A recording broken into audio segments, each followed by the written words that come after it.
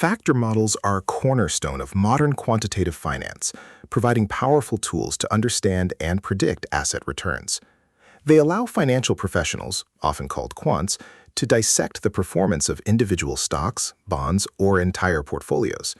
Essentially, these models help us answer a fundamental question: what drives an asset's return?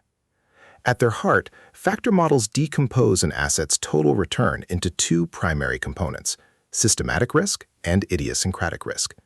Systematic risk is attributed to broad market forces or economic factors that affect many assets simultaneously, while idiosyncratic risk is specific to that particular asset and unrelated to overall market movements. Think of a runner's race time. Their performance isn't just one number.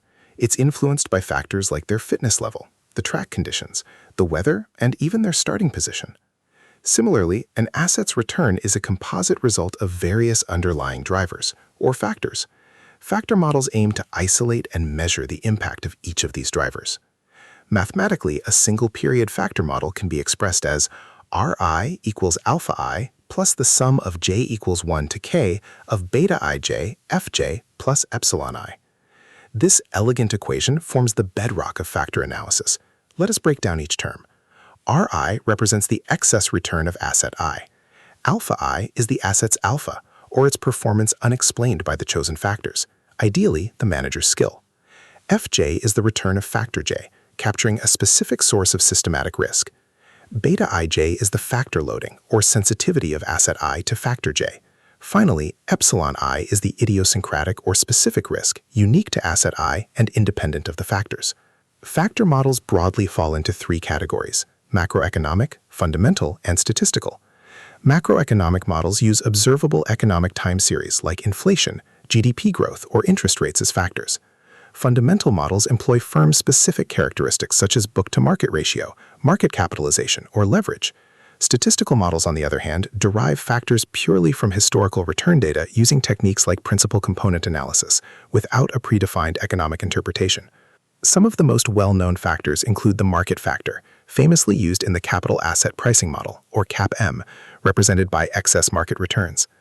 Beyond CAPM, the FAMA French three-factor model introduced size, or SMB for small minus big, and value, or HML for high minus low, factors. Others include momentum, quality, and low volatility. Each aims to capture a distinct premium in asset returns. Quants leverage factor models extensively for portfolio construction and risk management. By understanding a portfolio's exposure to different factors, investors can construct diversified portfolios that align with their risk appetite and return objectives. It allows for intentional exposure to desired risk premiums and hedging against unwanted ones. One key application is performance attribution, dissecting a portfolio manager's returns into contributions from factor exposures and true alpha. This helps distinguish skill from luck. Factor models are also crucial for hedging specific risks, identifying sources of potential alpha, and performing stress tests on portfolios under various factor shock scenarios. Despite their utility, factor models are not without challenges.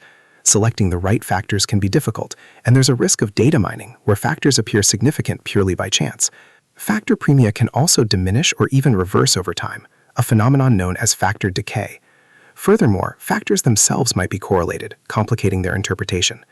Beyond static linear models, the field has evolved to include more sophisticated approaches.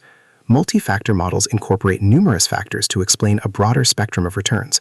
Dynamic factor models allow factor loadings to change over time, adapting to evolving market conditions. Nonlinear and regime-switching models also offer greater flexibility in capturing complex market dynamics. In conclusion, factor models are indispensable tools in quantitative finance. They provide a structured framework for understanding, measuring, and managing the drivers of asset returns.